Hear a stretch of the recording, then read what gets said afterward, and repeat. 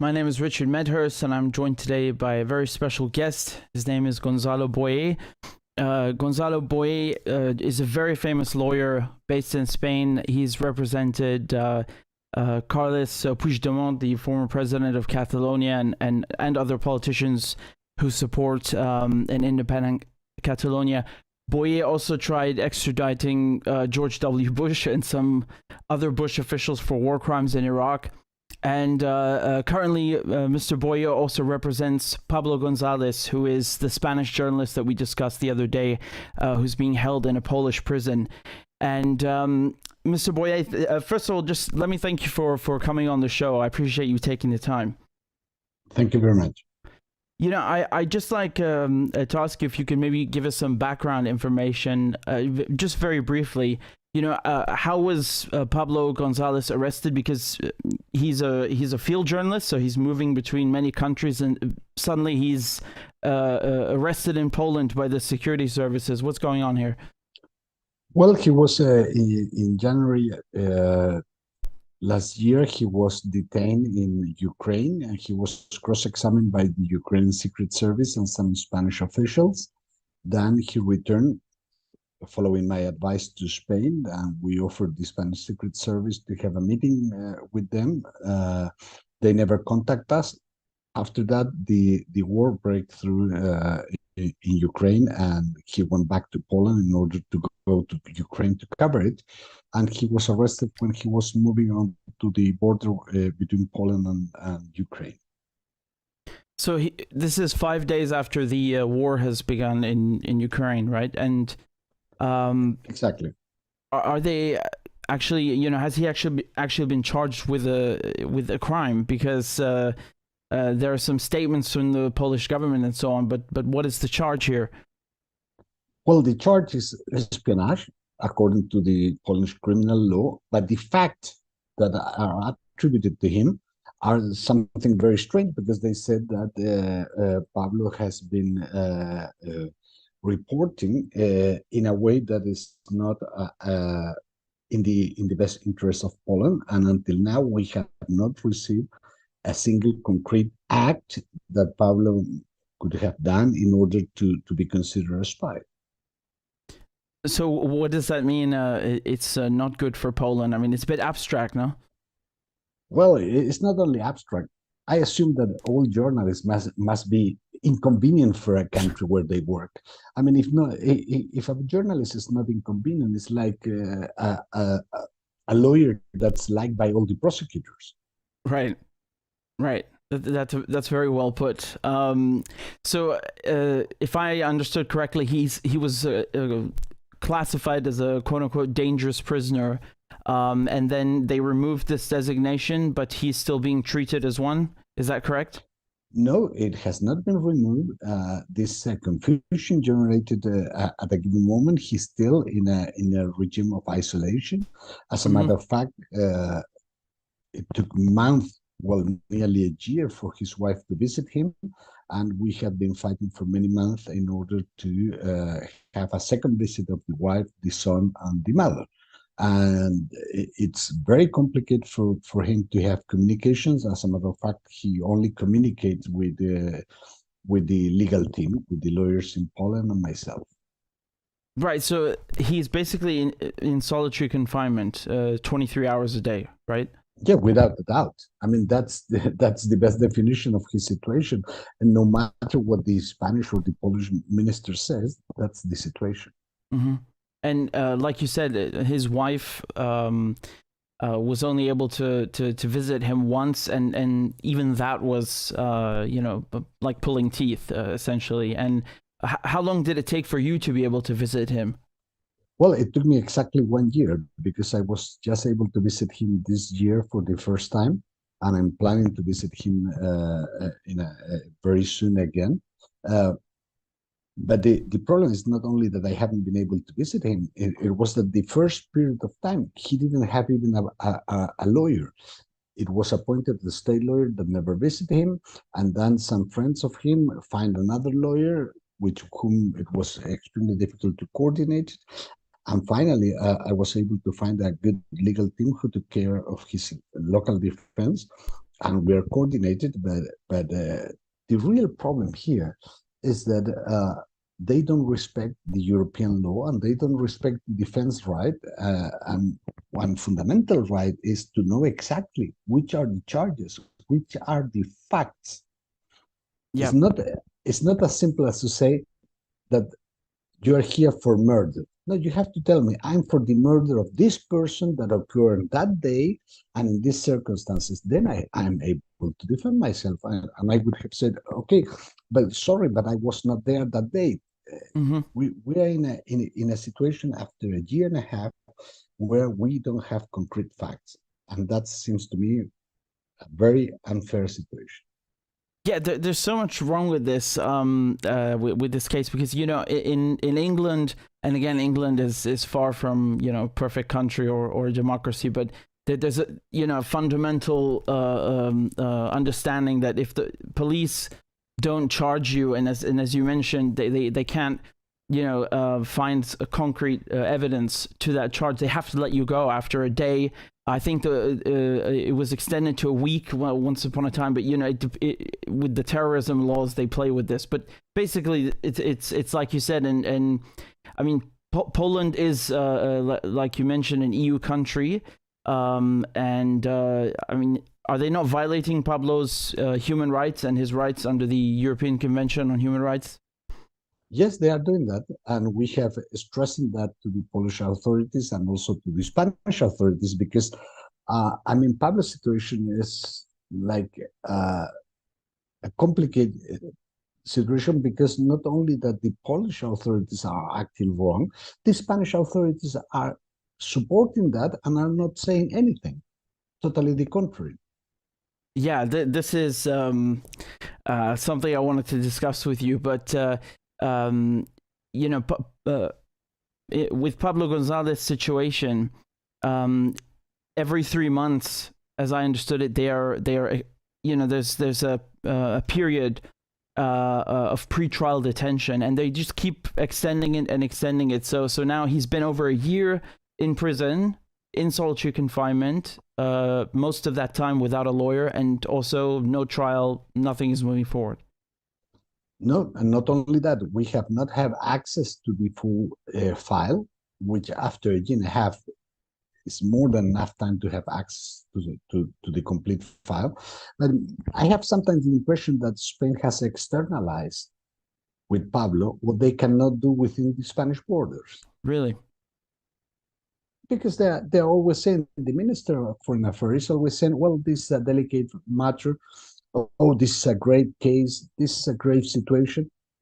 Well, excuse me, but he was here in Spain most of the time. Right. If you have the impression that he has done something wrong, why you didn't charge him here? Yeah.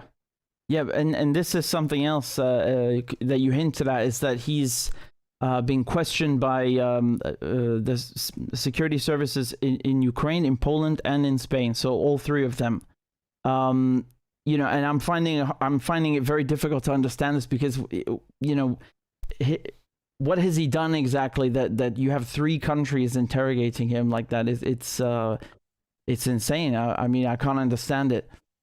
It's not only insane, but at the same time that Pablo was cross-examining Ukraine, the Spanish Secret Service was cross-examining his wife and his mother in Barcelona and in Basque Country. So if the story that they are telling is true, this crime has been committed in many jurisdictions. Why you wait until he was in Poland to arrest him? They could have arrested him here. I mean, Right. The Minister of Defense, who is the chief of the Secret Service in Spain, was perfectly informed, directly informed by us, that Pablo was returning to Spain. And if they want to have a conversation with him, I advise Pablo to have it. Yeah. I said, each citizen, in my opinion, got the obligation to speak with its own Secret Service if they so desire. Totally different is what you tell them. But to speak with the Secret Service of your own country, I think if somebody wants to ask you something, it's your duty as citizen. Yeah, you're right. I think they sometimes forget that they're public servants. They've and this is not just in Spain; it's in many European countries. They're Of course,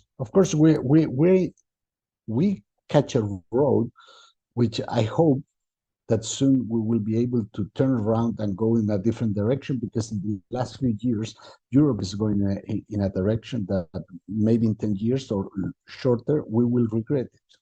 Yeah. So something I wanted to ask you and to kind of clarify, because it's again so crazy. I can't believe it.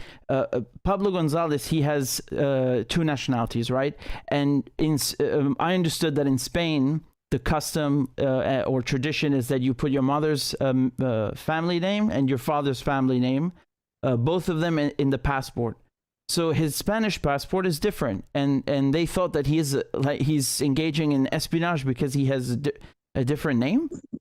Well, initially, what they said is that he has two identities, and this is how all this started, with two nationalities. Well, to be honest, Pablo was born in Russia. His mother is a Spaniard. When his parents divorced, his mother came back to Spain with him, and he was registered in the civil register as a Spanish citizen who was born in Russia. And in the register, in the civil register, are both names, the Russian name and the Spanish name. And it's so simple as that. Mm-hmm. Pablo is also Pavel. Yeah. And there is no different identity. It's only a different language and a different name for the same person. Pablo and Pavel, Paul and Pavel. I have three daughters, and they have two nationalities each. I hope in the future they will not be in the situation that Pablo is now. Yeah. This is once again. You see, I couldn't believe that this happened. I was stupefied by this. But as soon as we present those documents to the Polish authorities, they start changing the story, because every time that we move forward, they change the scenario. They said Pablo was getting money from the Russians. We present all the bank's account. There was no single penny coming from the Russian. There was a help from his father, for a period of time of 300 euros per month. What's so crazy about that? Well, I have more expensive daughters.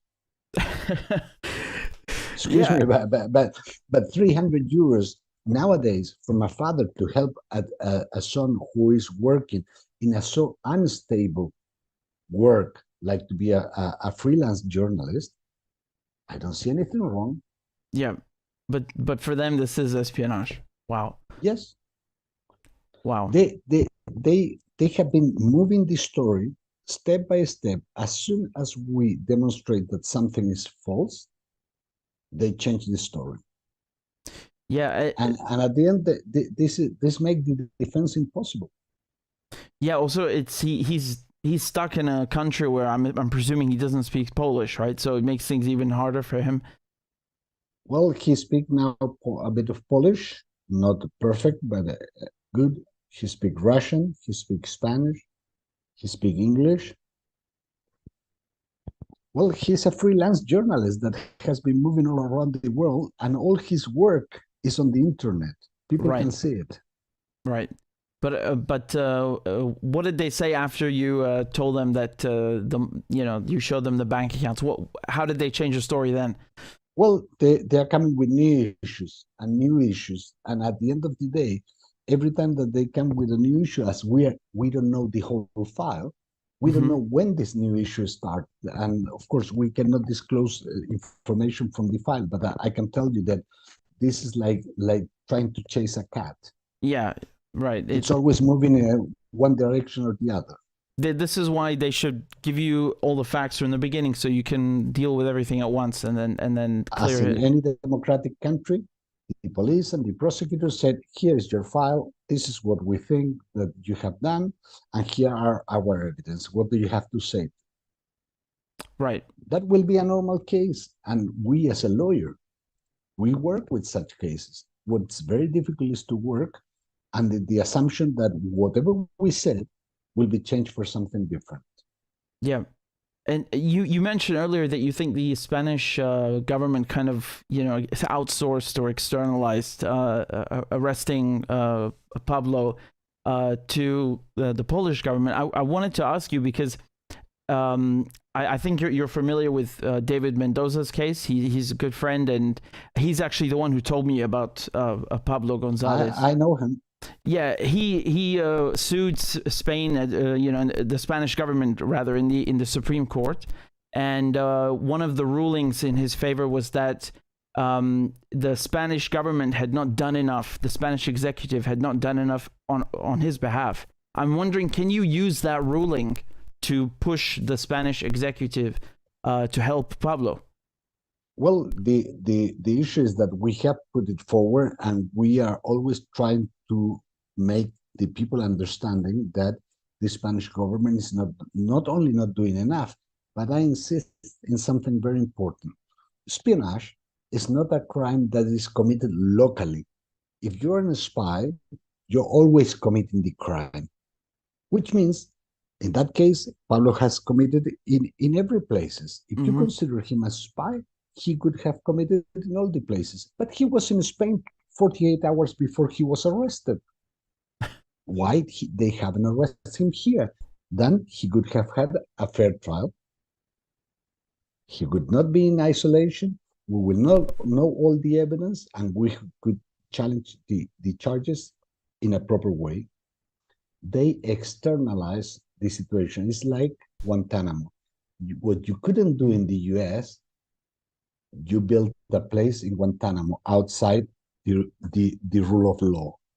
Well, right. What you cannot do in Spain, you do it in a special Guantanamo, which is Poland at this moment. Wow, I mean, the way that you put it, it's really, really compelling, and it makes a lot of sense.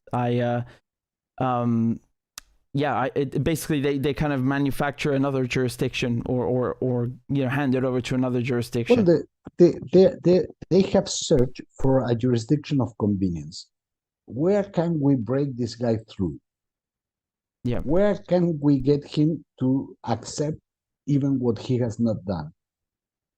Well, he's part of the time in Poland. Let's do it there.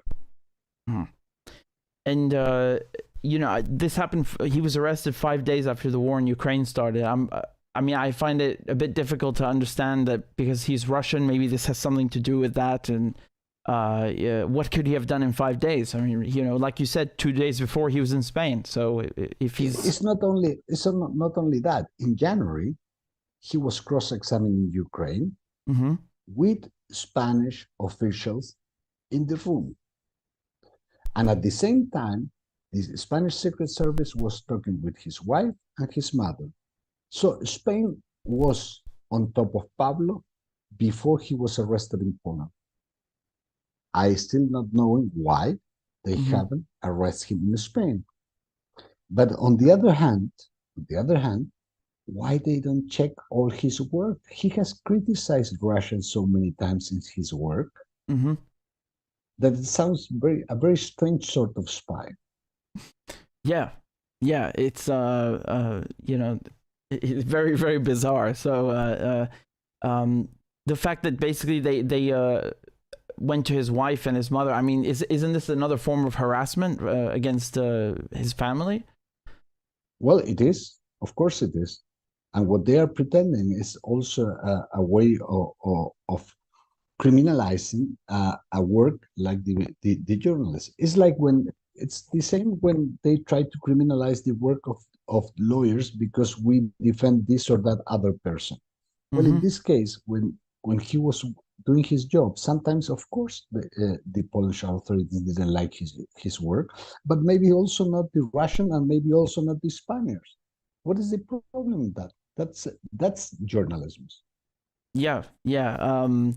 This is the thing, because I've covered the Assange case a lot, but Pablo's case, Pablo Gonzalez case, this is something that I only just recently found out about. So I'm trying to get more and more people to talk about it. And what do you think would help him the most right now? Is there a movement to get him freed? What can people participate in? There is an association, organization created by his wife and some friends called Free Pablo, which is very active. And I think the best way to help Pablo is to put the cards on the table, is to talk about his case. The mainstream has remained silent. Yeah. Yeah, that's And the true. mainstream are publishing full pages about an American journalist arrested in Russia, something that Pablo regret and myself also regret. Mm-hmm. But it cannot be that some journalists are good inmates and some are bad inmates. Yeah. It doesn't work like that. No, that's very well put. It's very well put. May I ask, is there an address where people can write letters to him, or he's receiving no mail, as I understood, right? He's receiving letters from his family at a given time. Sometimes take 1.5 months, 2 months, because they are all intervened. So the Polish authorities all read the letters. I think that won't help him, the letters, especially because everybody will read it, and also most probably they will never arrive to him. But I think people should follow the account of Free Pablo and try to in Twitter, and try to give a voice to somebody who has no voice for the last year and a half. Yeah, yeah. Once again, I'm shocked at this whole thing, and the fact he's been so long with no legal representation, without any help. It's really really abysmal. But in any case, I appreciate you coming on the program to talk about Pablo Gonzalez, and I'm very grateful to you and your work. As I mentioned in the introduction, you've done some great stuff even before. And I really appreciate it. Thank you very much, Mr. Boye. Thank you very much for the interest, and I hope this program will be seen by a lot of people. Yes, I hope so too. Thanks again for your time. I appreciate it. Thank you very much. Take care. Bye-bye. This is something that was kept hidden for a long time, and something that he said that Mr. Boye just mentioned is that, and I didn't say anything, so, he said it himself.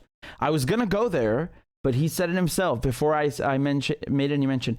What did he say? He said that Spain, the Spanish government, he gets the impression, and he's been doing this for a long time. He understands the law and knows the Spanish government. He said that they kind of got Poland, or they were trying to externalize the arrest of Pablo Gonzalez. This is unfortunately something that you see with Spain. It's a very, very a country that's controlled very much by the United States, for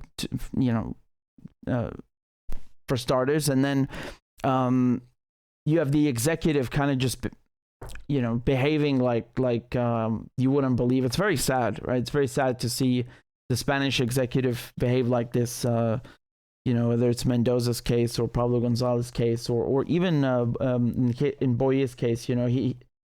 They can be very unfair, the European governments. But in any case, I'm going to put up the page that he just mentioned now. It's Free Pablo Gonzalez. The handle, as you can see, is Free Pablo and then GONZ, Pablo Gonz. Okay, so definitely go follow them.